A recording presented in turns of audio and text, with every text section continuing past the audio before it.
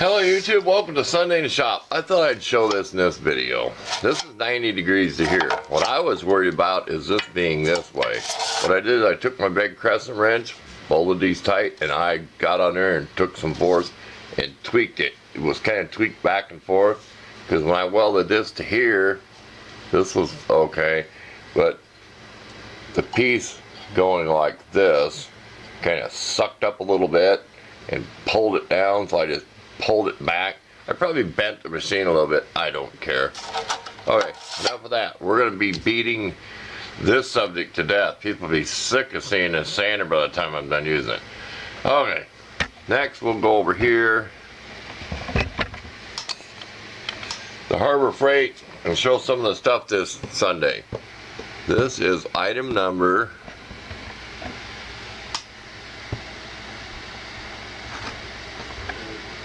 63104. This was like $9 with the coupon. They're having their big sale. Okay, we were playing around with this thing, so we thought we'd do it on camera. I got the cap loose now, so this don't explode. Hang on, we're gonna put this baby on high.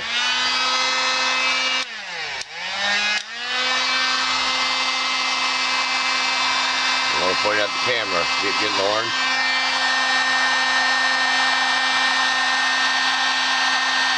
We kept turning this, and then we was using the pop inside to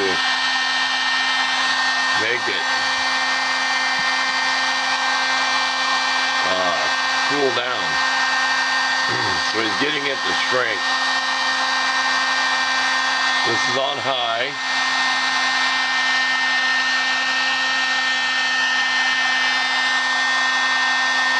Do this at your own risk, kids. Have a leak here all over the desk. Like I said, I got the lid loosened. Now on warm you won't be able to do that.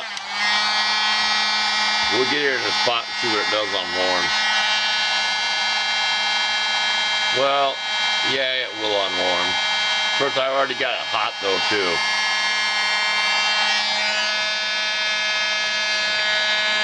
You can make decorative art.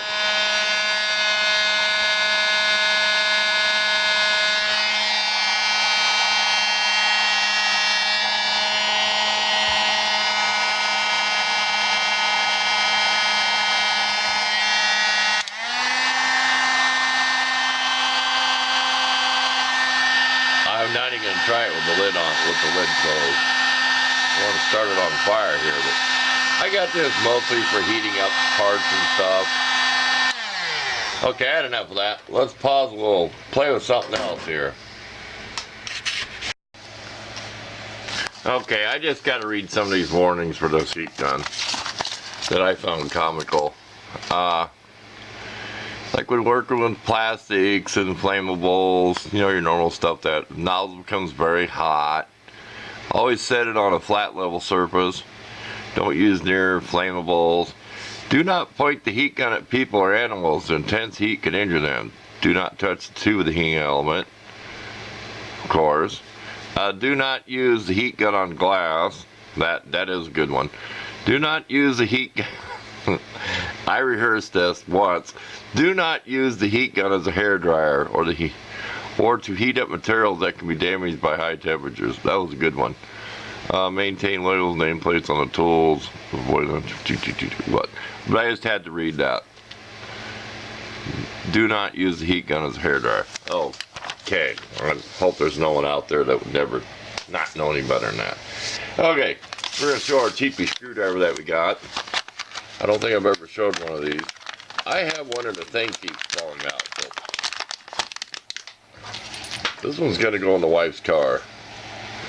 Pick up her trash later. I have one of these and the thing keeps falling out of here. You go to use it, and they're not very tight. Let's see if this one's any better. Oh, this one's a lot better because it was the big one that kept falling out. That is kind of sloppy on that one too. So, I mean, it's free. It's probably a couple bucks, you don't get it free, but it's nice. We have one in our kitchen junk drawer. I'm sure everybody's got a junk drawer in their kitchen. I mean, maybe back in the old days they did, and I'm still old school, but yeah, that's a pretty nice little item. This item, let me pause. I don't want to wear my batteries down or be yakking too long. Let me pause and get these off here. Okay. Come on, light. It's either too bright or not bright enough. I really like these. And I always put it in the video. I don't get paid to show anything. I found these on Amazon before I actually went and looked at Harbor Freight because I thought I'd seen these somewhere before. Stainless. But I really like these. This one, I'd like to do a load test someday. This is supposed to hold 75 pounds. I like it. You can put on the item you have, and then you can hook it on here. Well, y'all know what a regular carabiner looks like. I don't even need to hunt one up. If you ever had one, they fall apart, they're junk. I have a big one here I can use for a description here. Say this was a small one, okay? The spring either breaks or they flop back and forth because of the rivet. They get like this. I have two of these. I have a great big one. I originally got a hook on our plastic shopping bags, like put a bunch of bags on here that go to the house with when you get grocery items. But that kind of went out the window, that idea. They'll get used for something. Anyway, back to these. Don't bump the tripod. I like these because you can keep it hooked to something and hook it to something else.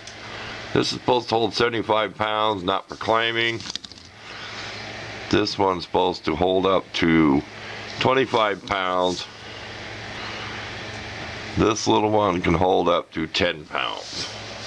But I really do like these. And they clip on stuff pretty easy. I mean, you just, like that. You know, you can go up to something and you can do it pretty fast if you wanted to. So I really like these for camping use. I'm going to be hooking stuff to my backpack with them, so I will take another picture of these in case somebody never seen my video of the big shopping spree from Harbor Freight. But those are nice. I really do recommend them. I have been playing with them for hours. Okay, I tried these gloves. These are those purple ones, 7 mil. I did eventually tear one out. Of course, I was grabbing sharp metal and stuff too now. I wasn't cleaning the carburetor or working on it in greasy. But the box said it had textured fingertips, and no, they don't. If they did, they'd have to be on both sides, or you'd have to have a left or a right. But these are extra large. They're not real cold. It's not real cold in here. I do have big hands. Let me get a little trick there. Get your hand right in front of your glove like this. Make sure your fingernails aren't sharp. Get it on your palm like that. There. Not bad. But I wanted to show these too. I really like these. I use them for welding. I use them for running my wood stove. Don't use them for welding with a big arc welder. I use them for light welding on the MIG welder when I'm making small parts, like when I built my piece for the belt grinder. They are goat skin. I'll just pause. Hold it here, you can always pause on that. I take too many pictures, I know I do that, but I like to give people pictures of stuff so they can see what it is. But you'll get some lint on your hands. The leather stuff inside, that rough, when you first use them. So I didn't get any that time, but that's no biggie. They are very soft.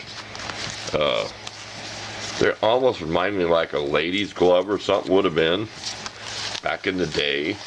They had cloth gloves though, but they're very soft. And I was even doing this today when I was welding. I had the blue ones. I just put these over top, but pretty flexible. I'm saving this till I ruin the other pair, so thought I'd show them. I like showing things like this. People might be interested when you go to Harbor Freight. They're probably like $5 or $6, but I don't worry about that when it comes to like $5 or $6 for a pair of gloves that nice. Okay, here I forgot to show these.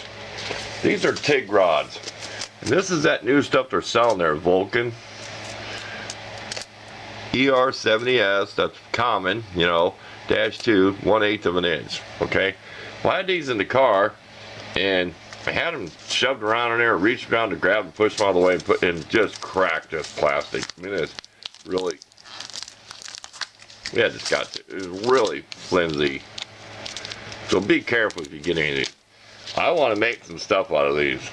So we'll get one out of here. I want to make some stuff with these, okay? We're going to bend one by hand here. And they are pretty stiff. We'll make a little jig. Who knows? I mean, copper, I wouldn't recommend roasting a hot dog. I probably would. I'd scrub and wash it. I mean, I don't know if there's any other flux or anything in there. Of course, if you sand it, the metal is probably more toxic than the copper on it. But I just wasted that, but I'll reshape it for something. But I'll use these for something. I have torch welded before. This is what you use when you torch weld. I've used coat hanger, welding rod, beat the flux off, but you can also buy these. I can't remember what they were called. It was like R45 or something at the farm store, and they were like a foot long. Well, it's the same thing as this, maybe a smaller diameter. If you're going to torch weld, it is an art to torch weld. You really have to have the metal molten hot with a torch and know what you're doing. It's not like brazing, but I may show that someday, a part that's been torch welded. But there you go on that. I will try to snap a picture of the package though, the label on those. But for artwork, anything, I mean, you can do all kinds of neat stuff. Say you're making some kind of lawn ornament or something. This will last pretty long before it ever rusts with that copper on there. So we'll pause and we'll see if we can come up with something else. We're kind of pushing to get this done. It's Saturday. About 5 o'clock in the evening. We just want to get this done because we worked on that sander all day yesterday and today. So stay tuned. We'll think of something. Okay, I wanted to talk sandpaper. Okay, I got sanding belts at Harbor Freight for the belt sander. You know, the belt sanding ones, the belts. Now, if you look on their website, they have a blues or Coney or whatever for metal. They do not have them in the store, okay? I did look at like Menards or somewhere. I just really can't tell you why I do not know what sandpaper you should use on metal. But we're going to try this aluminum oxide, the 180 and the 80 grit. Okay, the one that came with it, I'm guessing, I'm rubbing my fingernail, probably was an 80 grit. Can't really tell you, but we're going to try these. I even asked the guy at the counter. I was kind of confused. You know, I go, can I use these on this disc sander? Oh, yeah. You know, because they show these kind of sanders. But I'll pause on this. This is just for everybody else's benefit, too. 120, 180 is considered fine. But fine to me is 220, 240. I've done car body sanding and different stuff, you know, so I think that's fine. I think, to me, 120 and 180 is kind of a medium.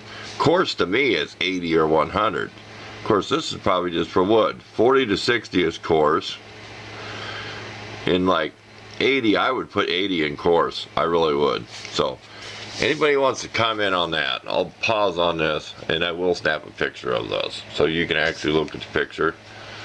And tell me when you get to metal sandpaper, do they use the same grits? Is it the same code? I'm getting old and I get forgetful. We'll leave you with that to ponder till next week. So, thanks for watching, and we'll see y'all next week.